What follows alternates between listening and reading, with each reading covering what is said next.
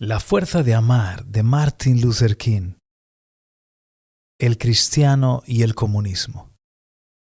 Como agua impetuosa se precipitará el juicio, como torrente que no se seca la justicia. Amós 5:24. Pocas cuestiones exigen una discusión más completa y serena que la planteada por el comunismo. Cualquier ministro cristiano debería sentirse obligado a hablar a su pueblo sobre tema tan discutido, por lo menos por 3 razones. La primera razón reconoce que la influencia enorme del comunismo, como una corriente poderosa, se ha extendido por Rusia, China y Europa Oriental, y ahora incluso por nuestro hemisferio. Casi 1.000 millones de personas creen en su doctrina, y un gran número lo reciben como una nueva religión a la que se abandonan por completo. Una fuerza como esta no puede ser ignorada. La segunda razón es que el comunismo es el único rival serio del cristianismo. Religiones tan extendidas como el judaísmo, el budismo, el hinduismo y la maometana son posibles alternativas del cristianismo. Pero cualquiera que vea con claridad los terribles hechos del mundo moderno no negará que el comunismo es el más directo rival del cristianismo. La tercera razón es que es innoble y evidentemente acientífico condenar un sistema antes de conocer lo que enseña y por qué está equivocado. Permitidme que os exponga claramente la premisa básica de este sermón. El comunismo y el cristianismo son fundamentalmente incompatibles. Un verdadero cristiano no puede ser un auténtico comunista, pues ambas doctrinas son antitéticas y ninguna lógica dialéctica puede reconciliarlas. ¿Por qué? En primer lugar, el comunismo se basa en una visión materialista y humanista de la vida y de la historia.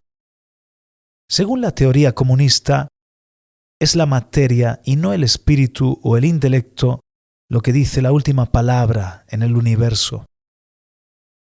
Una filosofía así se declara laica y atea. Según ella, Dios es una ficción imaginaria, la religión es producto del miedo y de la ignorancia, y la Iglesia es una invención de los gobernantes para controlar a las masas.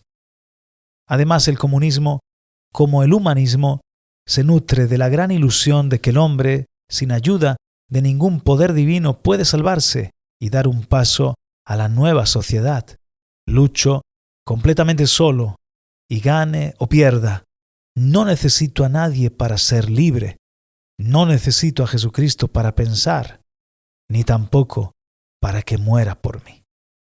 Ese es el ateísmo frío, disfrazado de materialismo. El comunismo no deja lugar a Dios o a Cristo. El núcleo de la fe cristiana contiene la afirmación de que existe un Dios en el universo que es el fundamento y esencia de toda la realidad. Un ser de amor infinito y poder ilimitado. Dios es el creador, el sustentador y conservador de valores. En oposición al materialismo ateo del comunismo, el cristianismo plantea un idealismo teístico. La realidad no puede explicarse por la materia en movimiento o por la acción y reacción de las fuerzas económicas. El cristianismo afirma que en el núcleo de la realidad existe un corazón, un Padre amoroso que trabaja a lo largo de la historia para la salvación de sus hijos. El hombre no puede salvarse a sí mismo, pues el hombre no es la medida de todas las cosas y la humanidad no es Dios. Encadenado por su propio pecado y finitud, el hombre necesita un Salvador. En segundo lugar, el comunismo está basado en un relativismo ético y no acepta los valores morales absolutos y estables. Bueno y malo son entendidos en relación con los métodos más convenientes para conducir a la lucha de clases. El comunismo explota la espantosa filosofía de que el fin justifica los medios. Enuncia románticamente la teoría de una sociedad sin clases, pero los métodos para llegar a conseguir este noble objetivo son muy a menudo innobles. Mentira, violencia, asesinato y tortura son considerados medios adecuados para alcanzar la meta dorada. ¿Es una acusación injusta? Escuchemos las palabras de Lenin, el táctico real de la teoría comunista. Dijo Lenin: debemos estar decididos a utilizar la traición, el engaño, la ilegalidad, la ocultación y el enmascaramiento de la verdad. La historia moderna ha conocido muchas noches de pesadilla y días de horror porque los discípulos de Lenin tomaron en serio esta declaración. En contraste con el relativismo ético del comunismo, el cristianismo presenta un sistema de valores morales absolutos y afirma que Dios ha puesto dentro de la misma estructura de este universo ciertos principios morales fijos e inmutables. El imperativo de la ley del amor es la norma de todas las acciones del hombre. Y aún más, el cristianismo auténtico se niega a vivir de acuerdo con una filosofía de el fin justifica los medios.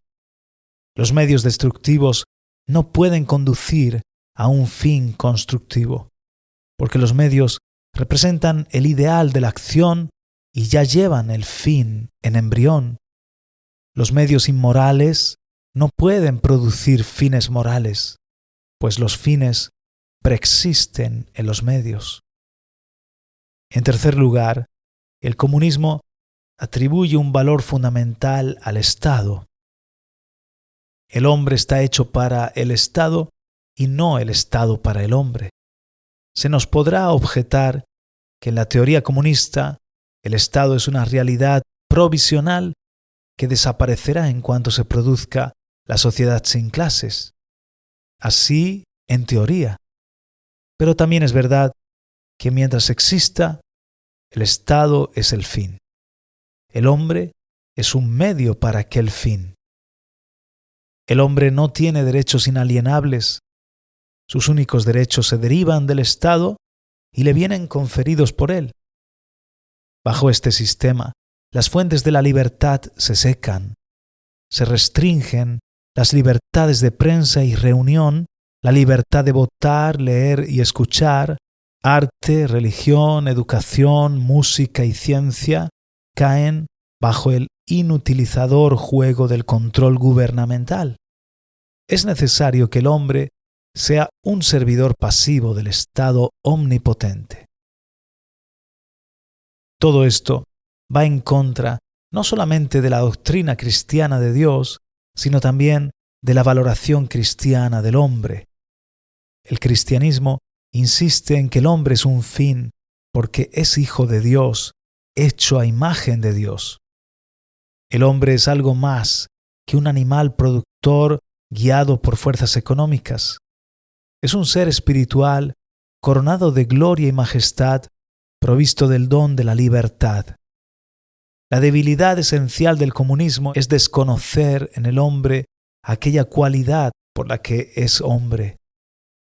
El hombre, dice Paul Tillich, es hombre porque es libre. Esta libertad se expresa en la capacidad del hombre para deliberar, para decidir y actuar. Bajo el comunismo, el alma individual está encadenada al conformismo. Su espíritu es prisionero de la fidelidad al partido. El hombre es despojado de la conciencia y de la razón. El problema del comunismo consiste en no tener teología ni cristología. En consecuencia, aparece con una antropología confusa. Confuso respecto a Dios, es confuso también respecto al hombre.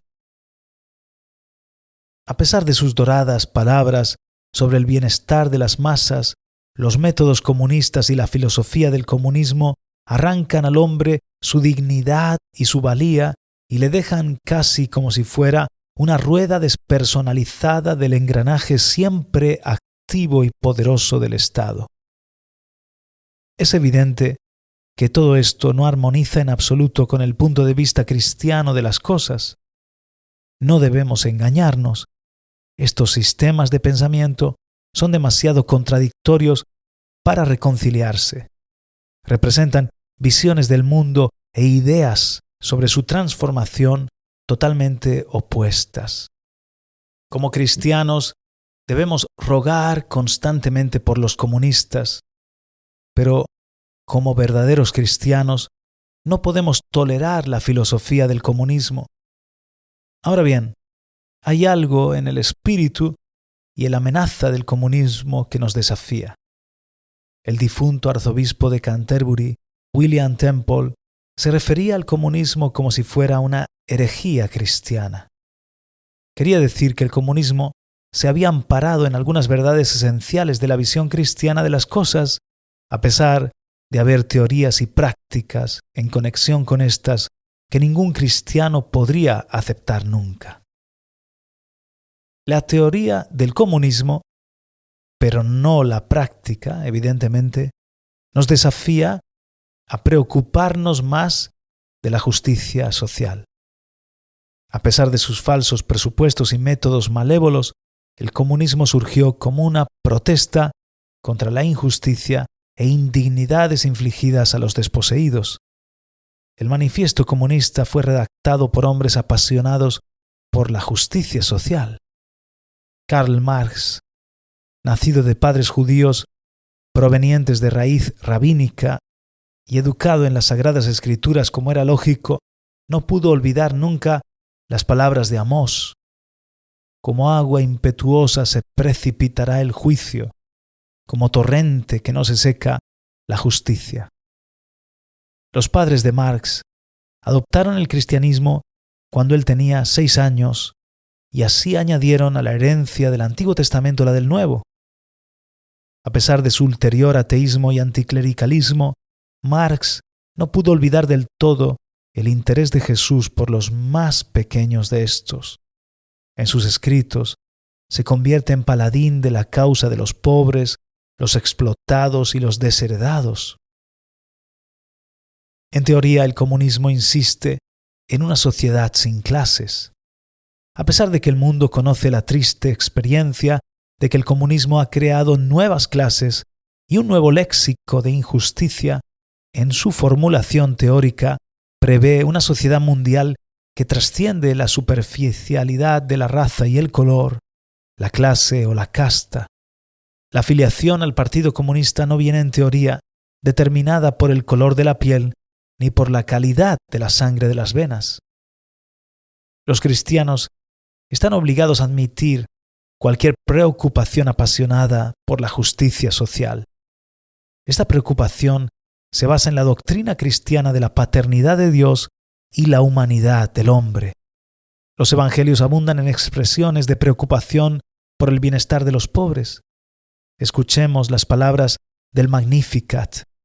Derribó a los potentados de sus tronos y ensalzó a los humildes. A los hambrientos los llenó de bienes y a los ricos los despidió vacíos. Es Lucas 1, 52 y 53. Ningún comunista doctrinario expresó nunca una pasión por los pobres y oprimidos como la que encontramos en el manifiesto de Jesús. Cuando afirma: el Espíritu del Señor está sobre mí, porque me ungió para evangelizar a los pobres, me envió a predicar a los cautivos la libertad, a los ciegos la recuperación de la vista, para poner en libertad a los oprimidos, para anunciar un año de gracia del Señor. Lucas 4, 18 y 19. Los cristianos tienen también obligación de admitir el ideal de una unidad mundial en la que todas las barreras de casta y color sean abolidas. El cristianismo repudia el racismo. El universalismo de gran alcance que hay en el Evangelio hace formalmente injustificables tanto la teoría como la práctica de la injusticia racial. El prejuicio racial es una negación flagrante de la unidad que tenemos en Cristo, porque en Cristo no hay judíos o gentiles, libres o esclavos, negros o blancos. A pesar de las nobles afirmaciones del cristianismo, la Iglesia ha permitido que su interés por la justicia social fuera debilitándose e incluso demasiado se han contentado con poner en los labios piadosos excusas y trivialidades devotas. Se ha dejado absorber por un bien futuro allí arriba hasta olvidar los males presentes de aquí abajo. Con todo, la Iglesia está obligada a dar testimonio del Evangelio de Jesucristo en la situación social actual. Tenemos que llegar a comprender que el Evangelio cristiano es un camino de doble dirección. Por una parte, intenta cambiar las almas de los hombres y de este modo unirlos a Dios. Por otra, intenta cambiar las condiciones ambientales del hombre de forma que el alma tenga una oportunidad después del cambio. Cualquier religión que declara estar interesada en las almas de los hombres y no se preocupa de las condiciones económicas y sociales que los esclavizan y de las condiciones sociales que los inmovilizan es del tipo de lo que Marx denominó opio del pueblo. La honradez también nos empuja a admitir que la Iglesia no ha estado a la altura de su misión social en la cuestión de la injusticia racial. En este terreno ha abandonado a Cristo de forma lamentable. Este abandono se debe no solo al hecho de que la Iglesia se haya quedado dolorosamente silenciosa y desastrosamente indiferente en el caso de las relaciones raciales, sino todavía más al hecho de que a menudo ha participado de forma activa para elaborar y cristalizar los patrones del sistema de raza y de casta. El colonialismo no se hubiera perpetuado si la Iglesia cristiana se hubiera enfrentado directamente con él. Uno de los defensores del vicioso sistema del apartheid de África del Sur es actualmente la Iglesia Reformada Protestante holandesa. En América, la esclavitud no hubiera subsistido casi 250 años si la Iglesia no lo hubiera apoyado moralmente. Ni podría haber segregación y discriminación si la Iglesia cristiana no se hubiera asociado pasivamente y a menudo también activamente a ello.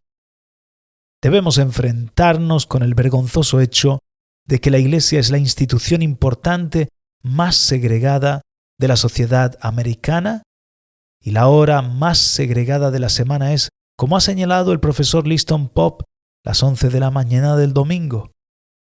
La Iglesia ha sido con mayor frecuencia un eco que una voz, una luz roja detrás del Tribunal Supremo y otros órganos seglares, en lugar de guiar a los hombres progresiva y decididamente hacia más altos niveles de comprensión.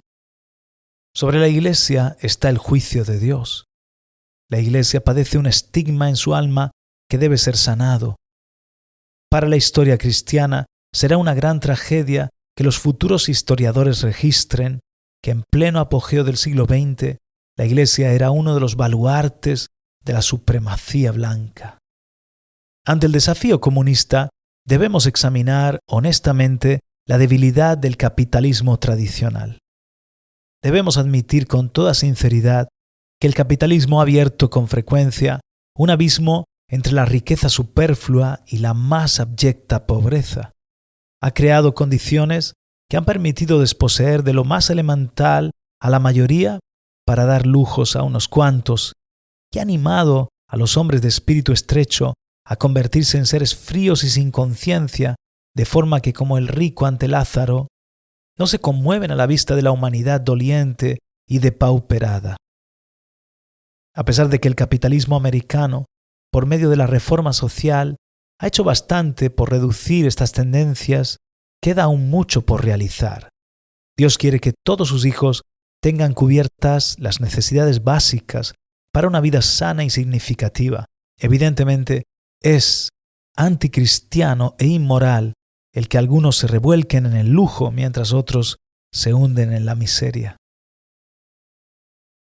El aliciente del lucro, cuando es la única base de un sistema económico, alimenta la competencia feroz y la ambición egoísta que obliga a los hombres a preocuparse más por ganarse la vida que por hacerse una vida. Puede hacer a los hombres tan centrados en sí mismos que ya no les sea posible centrarse en los demás. No tendemos demasiado a medir el éxito por la cuantía de los salarios y el tamaño de los neumáticos de los coches, y no por la calidad de nuestro servicio y nuestra relación con la humanidad. El capitalismo puede conducir al materialismo práctico, que es tan pernicioso como el materialismo teórico que enseña el comunismo. Honestamente, debemos reconocer que no encontraremos la verdad ni en el capitalismo tradicional ni en el marxismo. Cada uno de ellos representa una verdad parcial. Históricamente, el capitalismo no sabe discernir la verdad en la empresa colectiva y el marxismo no sabe ver la verdad en la empresa individual. El capitalismo del siglo XX ignora que la vida es social y el marxismo no supo ver y aún no lo ha aprendido que la vida es individual y social. El reino de Dios no es ni la tesis de la empresa individual ni la antítesis de la empresa colectiva, sino una síntesis que reconcilia la verdad de ambas. Finalmente, nos induce a dedicar nuestras vidas a la causa de Cristo, del mismo modo que los comunistas dedican la suya al comunismo. Nosotros, que no podemos aceptar el credo del comunismo, reconocemos su celo y dedicación a una causa que ellos creen que conducirá a un mundo mejor. Tienen el sentido de un objetivo a alcanzar y ponen todo su entusiasmo y dedicación en hacer más prosélitos del comunismo. ¿Cuántos cristianos sienten esta preocupación por conseguir seguidores para Cristo? La mayoría de las veces no tienen entusiasmo por Cristo ni celo por su reinado. Para muchísimos cristianos el cristianismo es una actividad dominguera que pierde su significado el lunes, y la iglesia no es otra cosa que un club social con una ligera capa de religiosidad.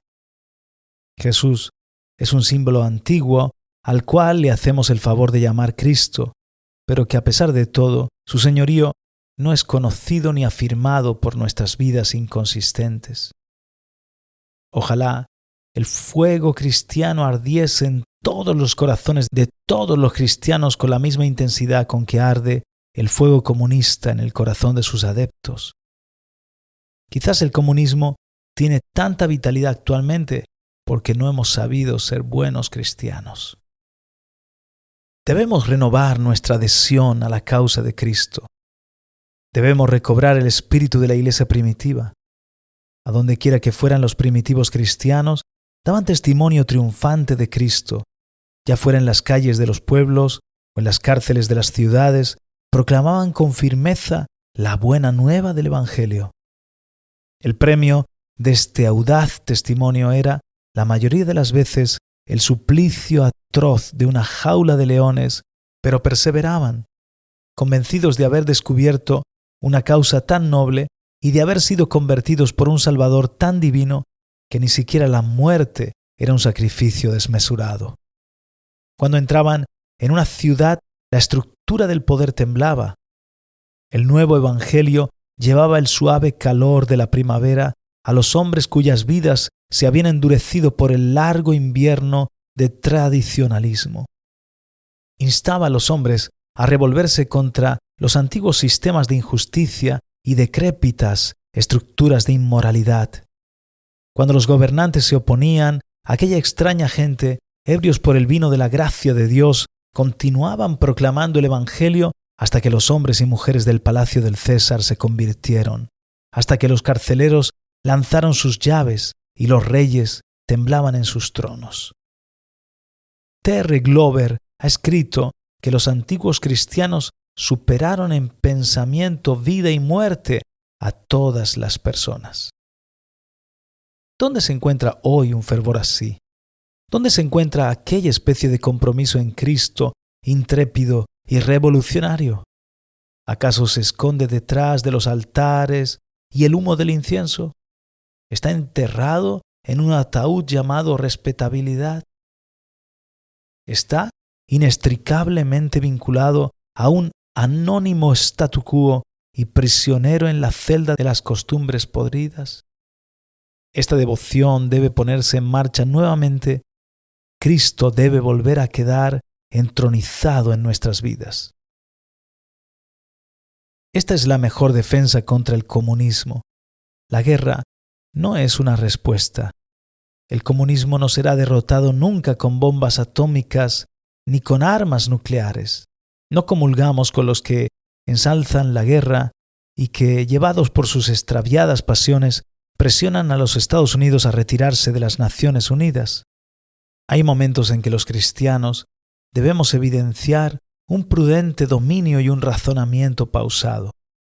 No podemos calificar de comunistas y pacifistas a todos los que reconozcan que el odio o la histeria no son la respuesta adecuada a los problemas de otros días aciagos. No debemos lanzarnos a un anticomunismo negativo, sino más bien a una empresa en pro de la democracia, dándonos cuenta de que la mayor defensa que tenemos contra el comunismo es emprender una acción ofensiva por la justicia y el derecho. Una vez hayamos expresado con la suficiente elocuencia nuestra condena de la filosofía del comunismo, debemos procurar eliminar con acciones positivas las condiciones de pobreza, inseguridad, injusticia y discriminación racial que son la tierra fértil donde la semilla del comunismo crece y se multiplica. El comunismo solo prospera cuando las puertas de la oportunidad permanecen cerradas y las aspiraciones humanas ahogadas. Como los antiguos cristianos, debemos penetrar en un mundo a veces hostil, armados con el evangelio revolucionario de Jesucristo. Con este poderoso evangelio nos enfrentaremos decididamente al statu quo y a las costumbres injustas, y haciéndolo así, precipitaremos el día en que se rellenen todos los valles y se rebajen todos los montes y collados y se nivelen los declives, porque va a mostrarse la gloria de Yahvé. Es Isaías capítulo 40, 4 y 5. Tenemos la misión y la oportunidad de poder dar testimonio del Espíritu de Jesús para conseguir un mundo verdaderamente cristiano. Si aceptamos el desafío con devoción y valor, la campana de la historia tocará a muerto por el comunismo y conseguiremos un mundo seguro para la democracia y lo salvaremos para el pueblo de Cristo.